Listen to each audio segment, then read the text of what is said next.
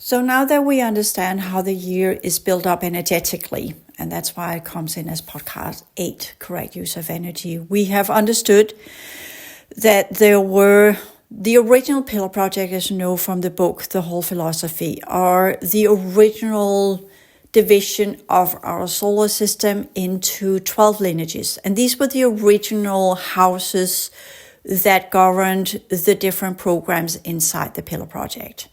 When we got colonized, this was taken over by the regressed races and turned into the zodiac, as well as the different factions that would play in with their groups each month. The different collectives from D1 to D12. D12 is not what we, technically when we look at the year and we're saying, well, there are 2 months that doesn't have any representation. And that's because that's the D11 and D12 collectives. The D12 collectives is no longer present inside our reality, which is why that was taken down with the 612 pillar, just so you get that in context. Others took over. The 6th dimension is the core level of our solar system, and that's part of the core of the planet as well. And then that's where it turns, technically the original turnaround of the 12 lineages was you had 1 to 6 that were governing the outer and the middle domain. And then you had the inner, that is the galactic level, and the core level that again goes with where you say, well, the 6th dimension is the core level of the outer and inner middle domain. And then it swaps around and then you get the galactic cosmic level where the highest level, of course, is the core domain in the 10th, 11th, and 12th dimension. So we're having 2 types of cores, a lower version in the 6th dimension and the highest version in 12th. The 12th is the end of all cycles that leads to the progressive worlds and lead us out of there. The 6th dimension is the core levels of all existences and reality programs in the outer and the middle domains. And by that, there is this kind of combination of different types of gates that goes with different levels of the different types of reality field access points that we have. And I say access as entry and leaving, and these are associated with different types of gates. So the wrongful use of energy and the wrongful use of power that we are now, as always, here at this time of year, I've laid out that understanding of what it actually is. So for those of you who are all into astrology, throw it in the garbage can because you can't use it for anything. It's complete distortion. It's an enslavement program. What we can use it for, I've been trying to put that together many times, and it fails every time because there are gaps and it's not consistent, and it has been, some of the original programs that ran with that has been destroyed. But the different groups of power inside our reality, the elite, the cabal, and the controllers and the administrators and whatever they have called themselves as part of the letter factions, they have understood this dynamic over the year, that when we entered into March and went into following the star signs, the constellations of the zodiac, different groups would come in and they would be in charge of that month, going from the 20th to the 20th of the next month. And this is where it gets confusing, because you have, for instance, you have winter solstice on the 21st and then Dogon Constantine on the 22nd. Why is it not coming on the 21st? Well, because the 21st is the completion and then the 22nd is the beginning. The 22nd is always the beginning of something new. It's a 4 where the 4th dimension comes into this reality. So the 22nd is always the beginning. And that's why the tarot card, the 22nd, or the Fool, that's actually a 0, is the beginning, and that's where the new comes in, and it's like the Fool, which we don't know what it is. And then on the 1st, then you have the Magician, which is technically the 23rd every month, and this is where you understand the different play out of these forces that are again hidden in the tarot cards, the major arcana. And then you have the 4 different levels. You have the coins, you have the cup, you have the staff, and you have the sword. These are associated with the 4 elements in the different groups. So the cup is water, that's insectoid.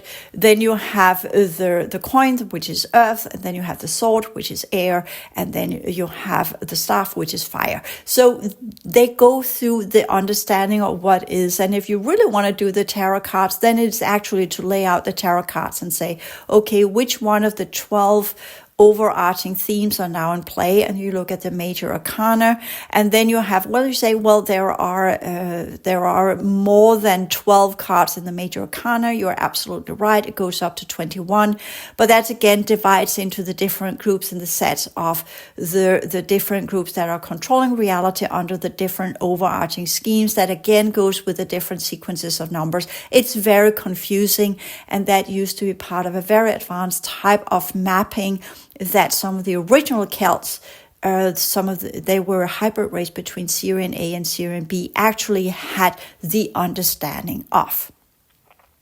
They aligned themselves with the scavengers, and by that gave that to the scavengers, which then under the Draco races became the controlling factions. And I'm here talking about the prince and his group became the controlling factions of the zodiac, aka who's coming in, who is leaving, and who's in control, paying tribute to Enki and his lot, including some of his military factions and onward and so forth. Anyways, all of these things, because I'm not going to go into that as a kind of, this is super important for us to understand.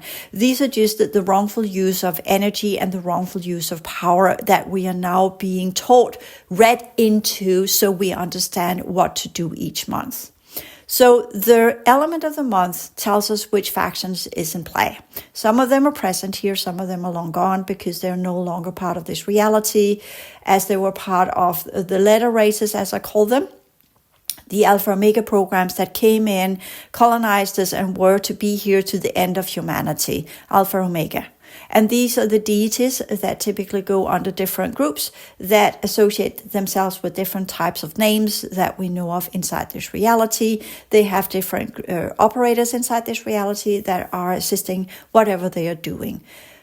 When we're talking about the systemic races, these are the colonizing races. They are part of the zodiac, which is a system of 12 different groups that comes in their 12 different types of regressed races, some of them associating with other groups, etc., etc. So it's super complex, and it can't be made into a simple system. And that's the first step that you need to understand. Again, with multidimensional awareness, nothing is one thing. Nothing is simple. Everything is always divided into multiple layers of information that often goes with specific systems of information, hence complex information systems. So we're having a very complex system here of a year that's divided into 12 months, 12 different programs, 12 different sort of powers, and 12 different factions that are operating inside our reality, associated with the fallen collectives that are now governing our universal quadrant. The D12 collective is no longer there. The D6 collective is no longer there either. The foundation of that was the Pleiadian groups. They were eradicated by the Orions. So whatever represent that now is a hybrid race.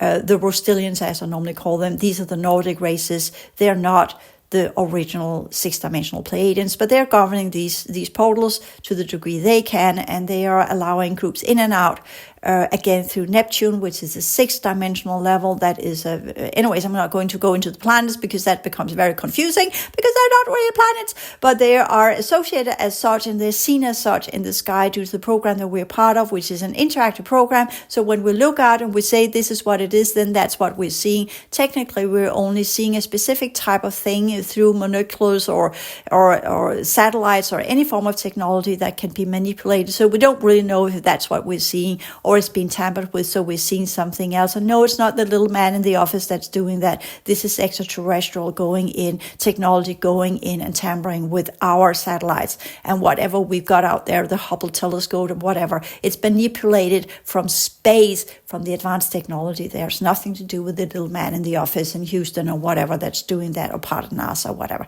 Of course, we have the operators that are telling the stories that are needed. Anyways, I don't want to go there, just so you understand these things.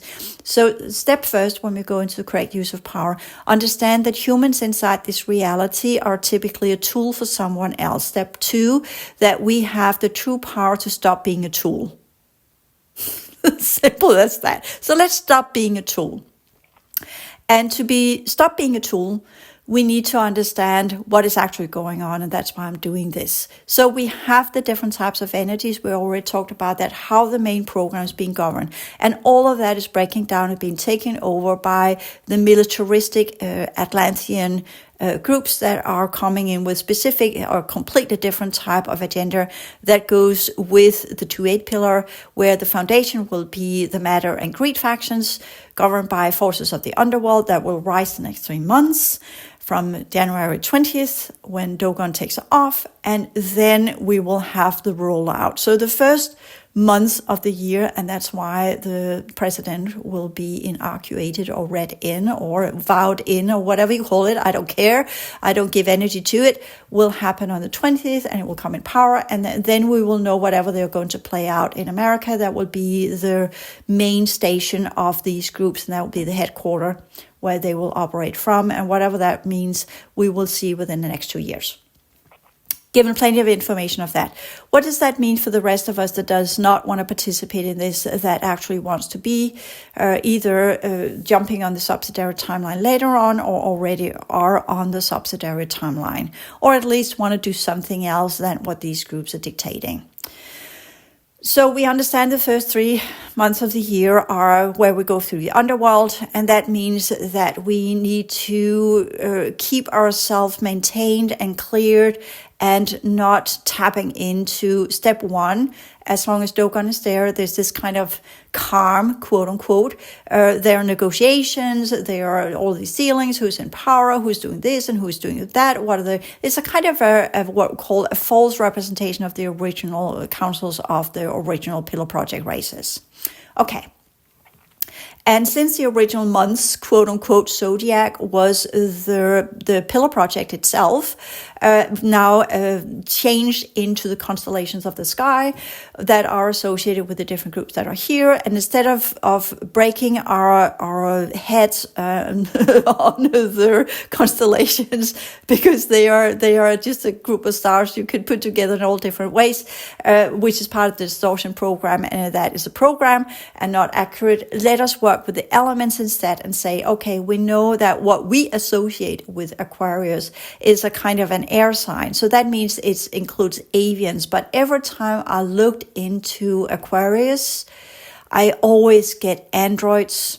It's just the 1-7 pillar Arcturians that kicks in there, and the parallel universal matrix races. So they have the first say, that's the 1-7 pillar that kicks in, and that's the android, and whatever they're doing, creating the foundation for the upcoming year, for the overarching king that controls the 1-7 pillar there. So Aquarius is the 1-7 pillar where we are understanding, we're dealing with the underworld forces and all these kind of things, but we are also understanding that's where they come in and create the new program, while all of the other stuff is being removed and taken away. Then they build a new program of the year. Then after Aquarius, we have Pisces, which is a water sign, and that's where the insectoid groups come in and begin to build this, as it's called in the esoterics, which is so funny. The smaller builders, the smaller devas that are coming in. These are insectoid races, but they can create an overlay where they look like devas and little fairies and whatnot, but they're insectoids. They come in and build a foundation. Then we go into Taurus, that are a mammal sign, and that's the Aldebaran races, which is not a good. They have two factions, the white bull and the black bull. The white bull is not really represented anymore. That goes into some of the white Syrian elder races, some of the groups, the lunar Syrians that were associated with, for instance, Buddhism, and that's why, quote unquote, the Buddha has his birthday on, I think it's 21st of May or something, the Wesak or whatever it is that they're celebrating. That's part of that group, but the other groups are the Molochians and the Baals and all of the ones, you have the Apis factions in the bull worshippers in Egypt, and all of these bull worshippers, whatever they are, which are not nice people. And there are worshippers. The ones inside our reality are typically worshippers. And that's also why even the white bull has a tendency for the groups inside humanity to create worshipping tendencies as we see in Buddhism. So anyway, so just putting these things into the way I understand it, whether it's true or not, this is how I see it. Okay, so then from there we go into the twins or Gemini. And that's an air sign, and that's a different classification, a different group of the Arcturian or the 1-7 pillar that then goes up to the second level, because it goes with, you have the foundation. Technically, the Aquarius is the highest level of the air sign. So when you go into Gemini, that's the bottom of it, where you have the polarity forces or the opposition in the fourth dimension. So we had the insectoids that go first with the smaller builders building that one, and then you had the mammal that put in their thing. So we could say the first 3 months is, first you have the highest level. Water is Pisces. That's the highest level of it. That has avian genetics in it. You have Aquarius, which is the highest of the air sign, which is now it's the parallel universal matrix races, the seventh dimension of the Arcturian 1-7 pillar. And then you have the Dogon, which is Capricorn, which is the highest level of the mammal races. But as I said, but that's associated with what original was some of the Pleiadian system anyways, traders all along. And that's kind of, and then you have the highest in Sagittarius, that's the highest level of fire, which are the scavengers, which is why in November we are having so much, November to December, so much scavenger harvesting. So with that, you begin to understand who's in top of the hierarchy of the different levels. And then we begin all over with quote unquote spring in the northern hemisphere, where the different groups come in. Taurus is the lowest level. That's the greed factions, the matter factions, the worshippers. They lay the foundation. And then we have the insectoid, the other type. As I said, you have Pisces, which again, I know this is where you can see I can't make it consistent, because when I say, well, Pisces are insectoid avian, and they're also the smaller builders that are beginning to build, so that the Taurians that comes from Taurus can come in and do what we call the more matter greed kind of foundation. Again, but Pisces is the highest level of the water sign, so they have avian genetics in them. But they are also called the smaller divas that comes in and begins to build the foundation that leads to the light, that could either go into Taurus, that can either be the one, the bull with the horns upright of the white elder races or the Syrian races, or go into the ones with downright, that is a matter of matter and greed factions. So that's the challenge we have around every equinox. Is it going to be the year of light, or is it going to be a year of darkness that plays out there with equinox, the spring equinox? So once that's decided, so to speak, then when the king is for the year is selected, then he decides how these different factions, what the programs they can and cannot do inside this reality. And that's part of the white hat, the black hats within the factions themselves and within humanity that are battling each other on the either positive kind of progression or negative kind of regression, energy programs that are also unfolding. Again, that's why I'm not making a teaching material about it, because it's not clear cut this, because they have bred with each other, inbred with each other, and that makes it not clear and easy to deal with.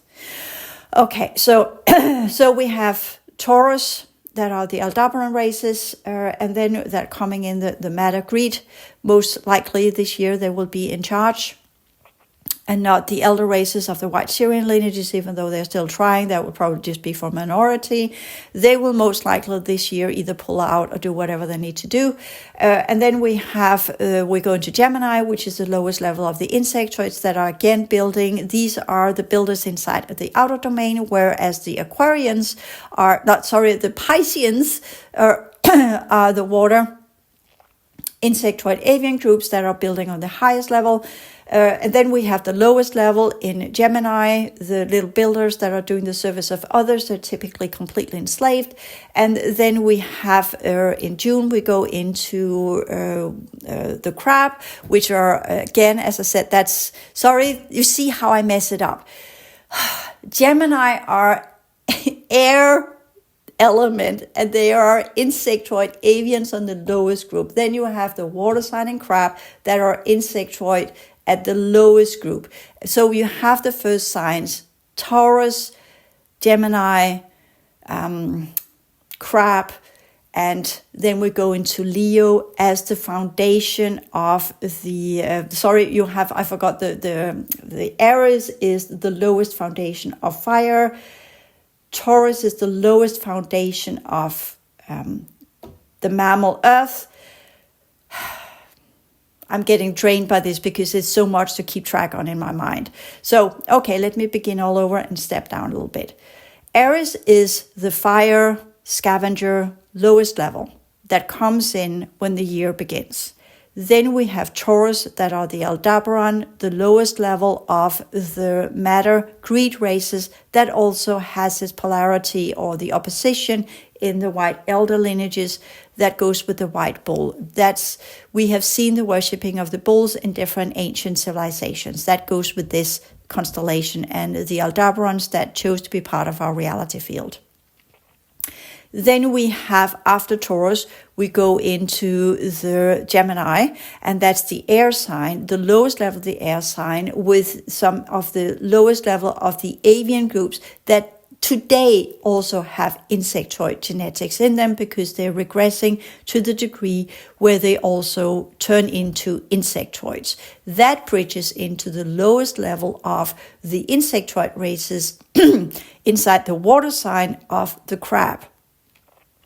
Now, the water sign are associated with all forms of water, all sorts of beings in water, including in the ocean, which means that fish and most of the things, except from the great whales that have mammal genetics in them, are representing different types of insectoid beings that have either avian genetics or reptoid genetics or mammal genetics added to them. And that creates the life forms of the ocean down to the little plankton and up to that's just being produced by the energies of the sun to the larger types of animals that are in the ocean and in the creeks and in the floods and in the rivers and whatever it is. Not the floods, but the rivers and whatever it is. That's the Danish word flood. Flod is the same as a river. Sorry about that. So that's these life forms. Inside nature, we also have fairies that are insectoid, that are associated with water. They're typically around creeks and other places. So when we're talking about the Aries and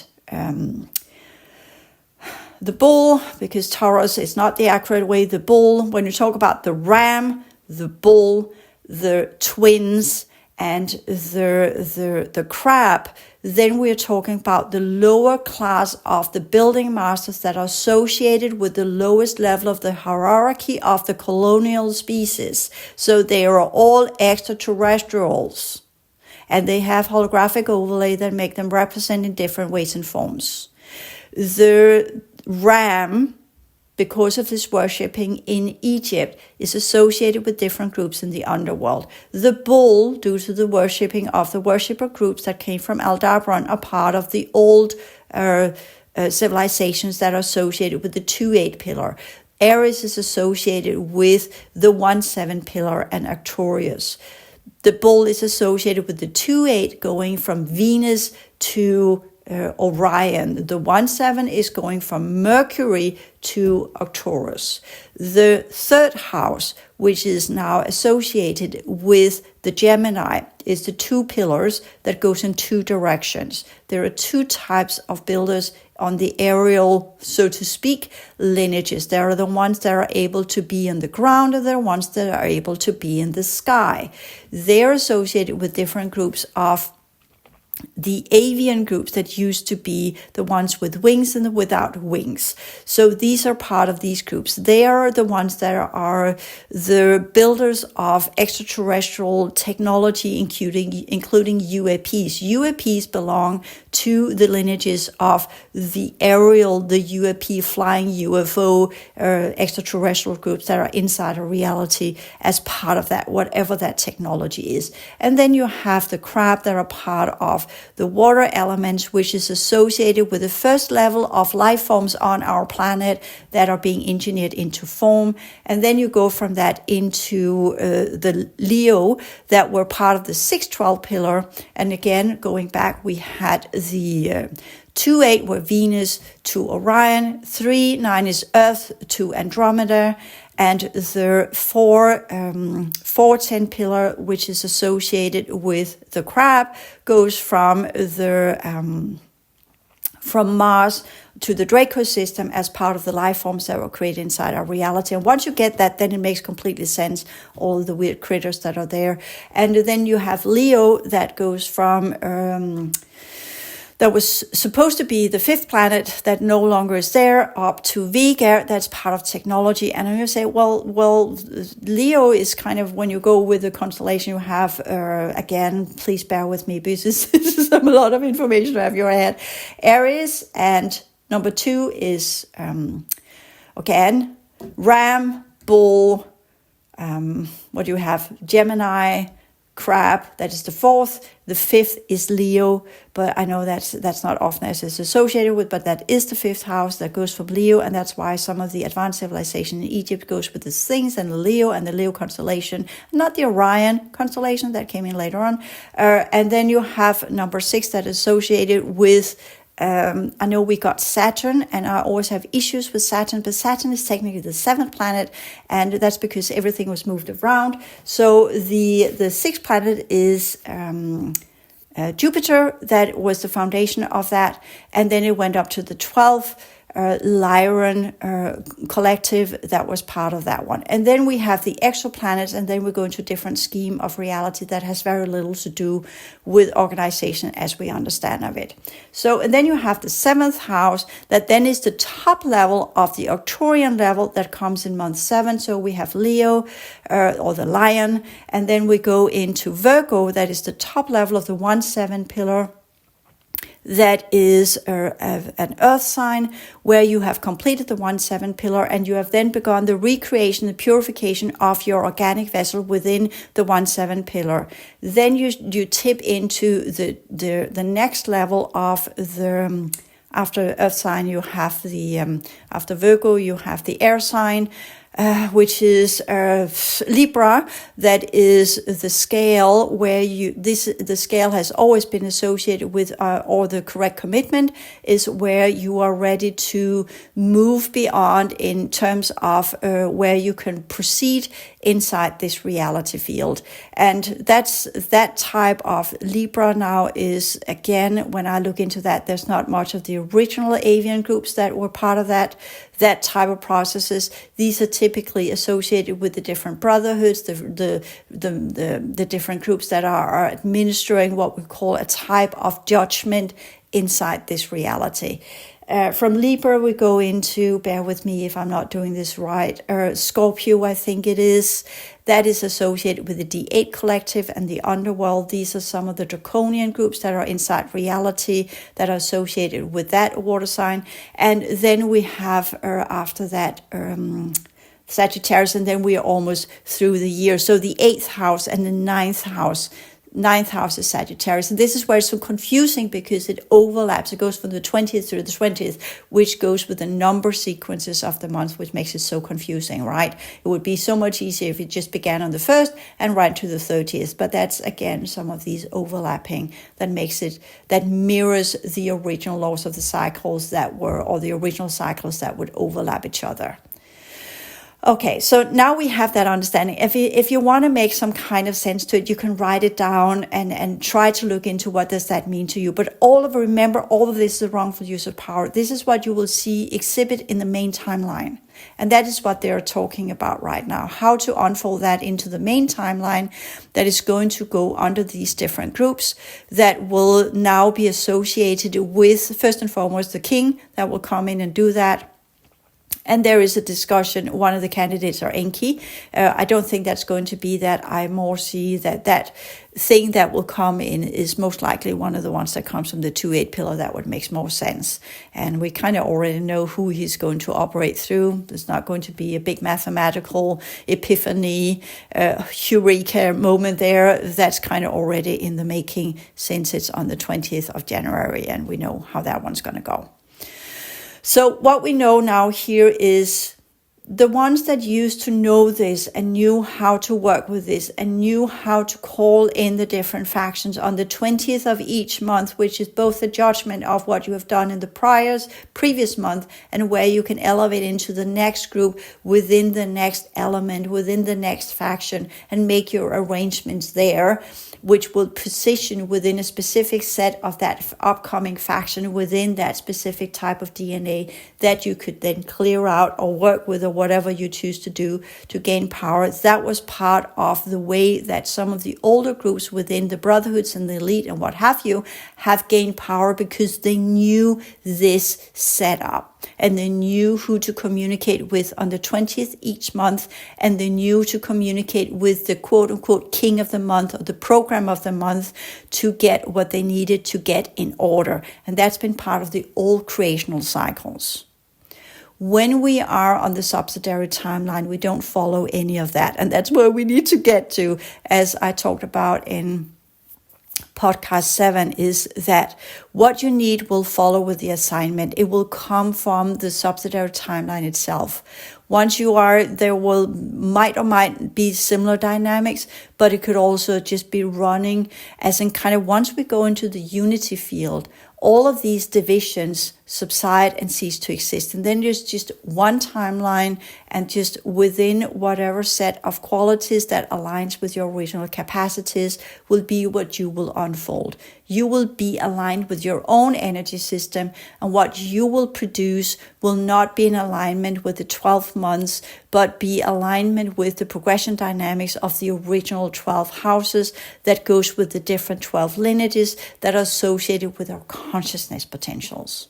And that's the true power, our consciousness potentials, not who's in charge and who's delegating and who is doing and who is deciding and who is knowing the secrets of the different programs and how to run them in the cycles which the Celts sold to the scavengers that then has been giving it to different groups. The Brotherhoods knew parts of this, the Anunnaki knew parts of this, and all of these different groups knew part of this, and that's why they were in control of whatever was going on in our society. And some groups still are, but now AI is taking over, everything is changing, so all of that's breaking down as well. So these, just so you know, that's why whoever used to be in power, no longer in power. That's why we're going to have new groups that will be in power. And that's the whole upheaval that's going on with the tribunal right now, is because the normal things, how things used to be, are no longer playing out as it used to. And they are now trying to figure out how to do this amongst the remaining groups that are there, that are going to run the main timeline.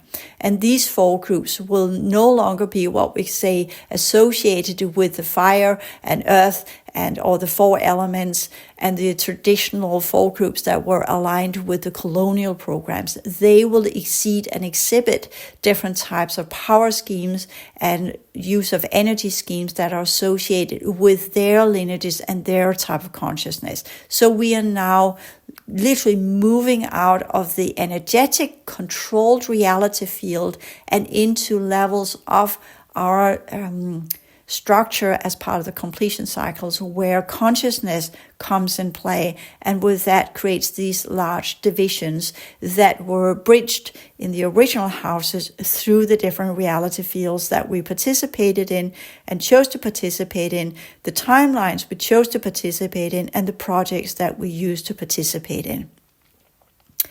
So that means that once we're done next year, which is the last one of the 9, including the activation and cleanup cycle of the new grand cycle of the 3-9 pillar, and since all the tests they have run on the 2-8 pillar and the 1-7 pillar, the new grand cycle with 2025 officially stops and deviates, and the rest of us that are and have been following the dynamics of the new grand cycle, if we can and if we have the viability rate for it, if we are aligned with it due to the law of energetic and genetic affinity, will be pushed into the subsidiary timeline if you are not already.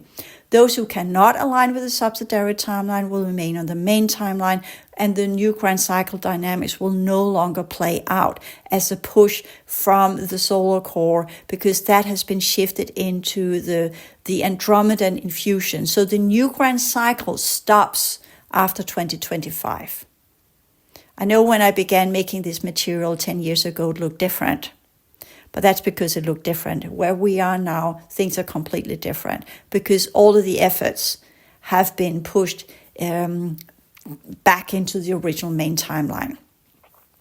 And for those within the main timeline, yes, the activation and cleanup cycles of the 2-8 and the 1-7 pillar will still unfold. But since there is no viability rate left, there will be no cleanup, there will only be activation. And you can figure that one out, how that one's going to go, because there is no counter. There is no way of cleaning that up. And that's why I talked about the 2 crosses and why we need to choose the original progression dynamics, where we clean up and let go and take whatever's left of viability rate to proceed into our original abilities and work with that to the degree that is possible.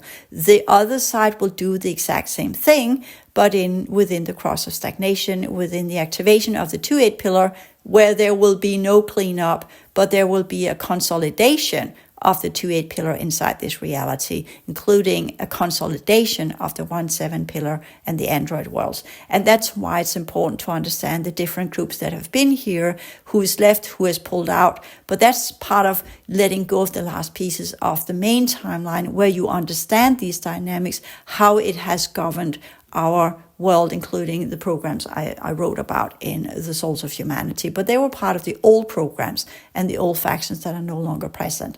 This is the last group of the replication of the 12 houses and how that has played into the enslavement program, and how the enslavement program each month has let each faction harvest and take what was there throughout the month. As we go after 2025 and whatever will come there, that will collapse too. And there will only be the 4 groups that are on the cross of stagnation that will be left, and they will govern the world within the main population. And that means that there will be 4 groups, and that cross will be represented in the 12 months as well, where each group will get 3 months each within the hybrid version of themselves that are covering the different aspects of their genetics. Okay, so they will use whatever's left within these pillars to their convenience, whatever that means, including humanity. You must bear in mind that humanity technically is associated with the mammal genetics, and we are often associated with the animal classification of life forms on this planet, just so you know. And since we're treating animals in not a particularly good way, they have got the allowances to do the exact same thing with us, because that's how you treat mammals on this planet, clearly. Okay, so that was a lot, and I know it might be very confusing. It has not been that clear as I would like it to be. But this is something I've been trying to make clear for years and years and years. But since it's kind of a program that's breaking down and breaking down and breaking down, it's just the last piece of it as we know the correct use of energy. And when we step into the correct use of power, our observance should be that the work that the subsidiary timeline grants to us. Those of you who are on the main timeline, I have no recommendations. I have nothing to say other than this is how it used to work. This is how it used to be. But when all systems break down and turn into chaos, it's chaos. It's the Wild West.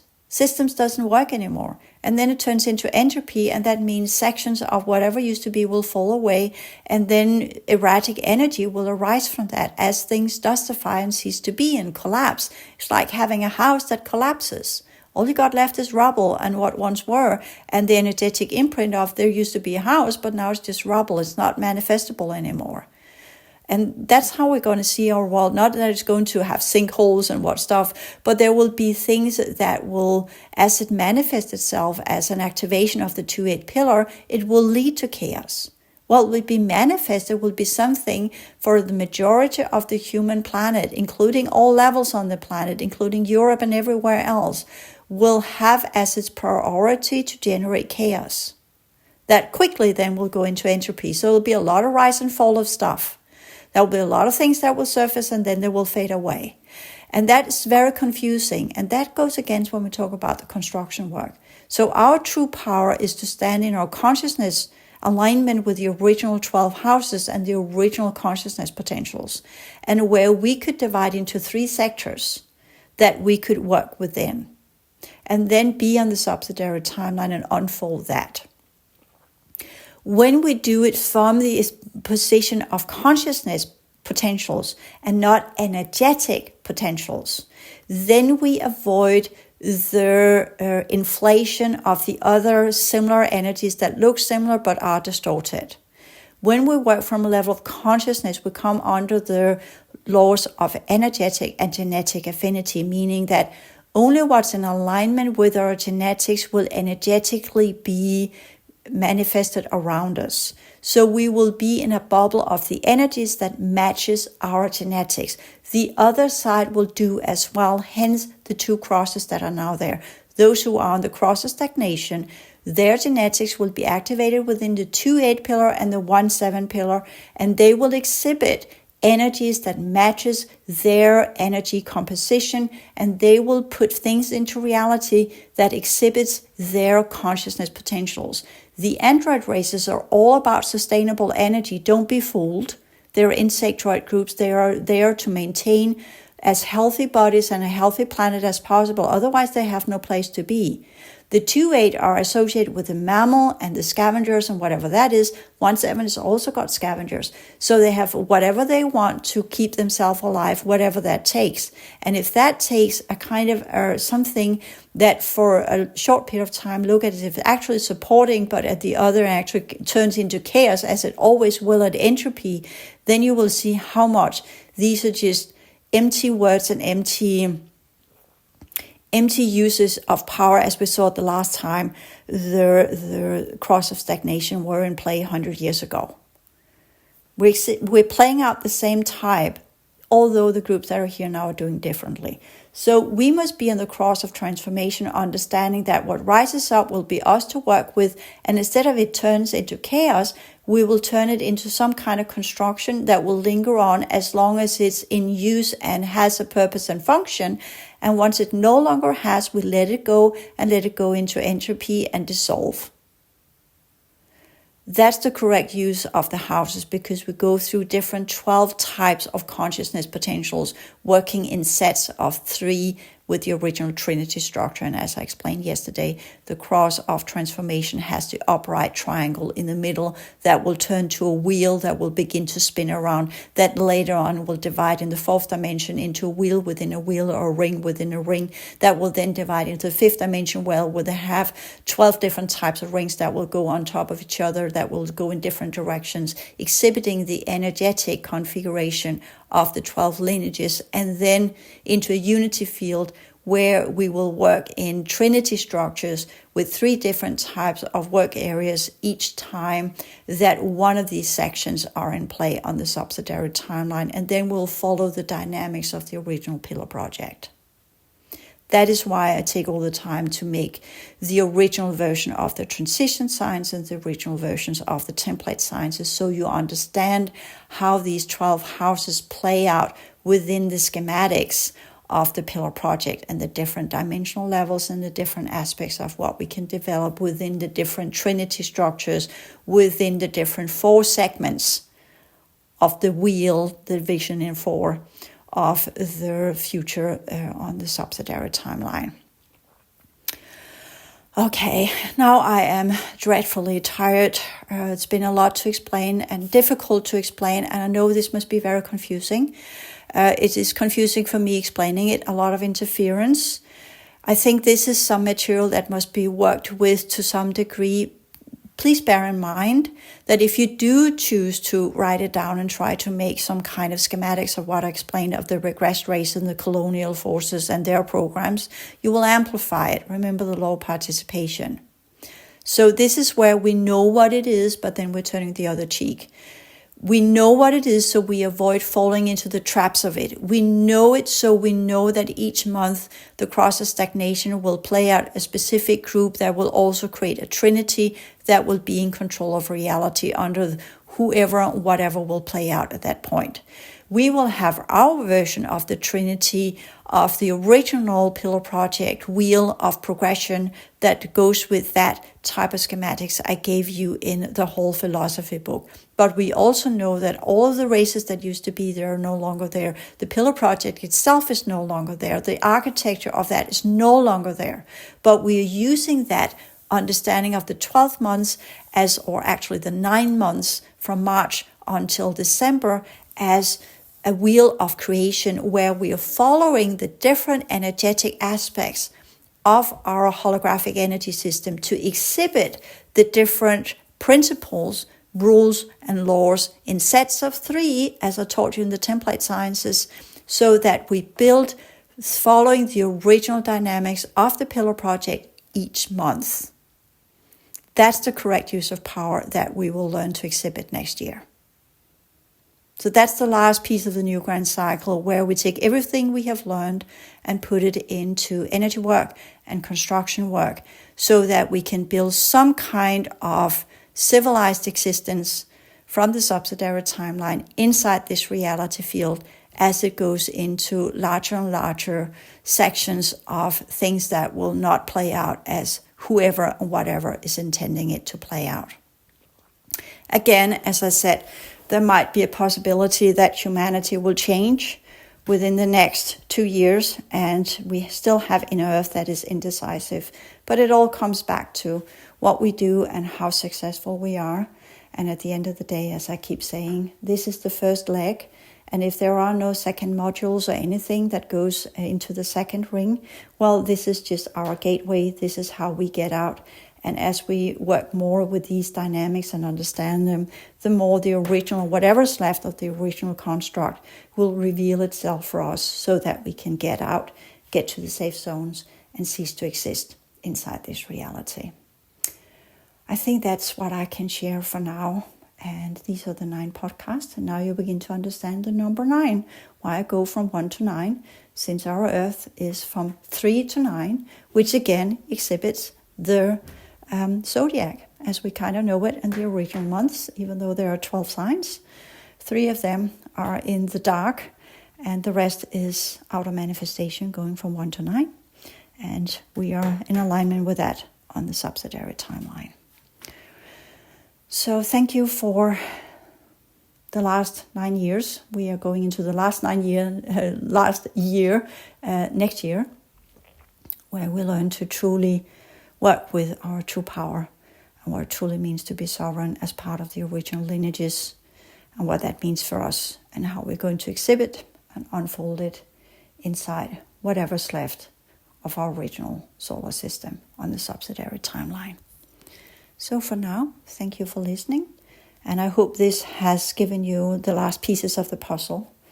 And with that, you can work your way into what you need to know so you can continue your journey, whatever that means, and whatever that means to you, and whatever the outcome comes and is from that.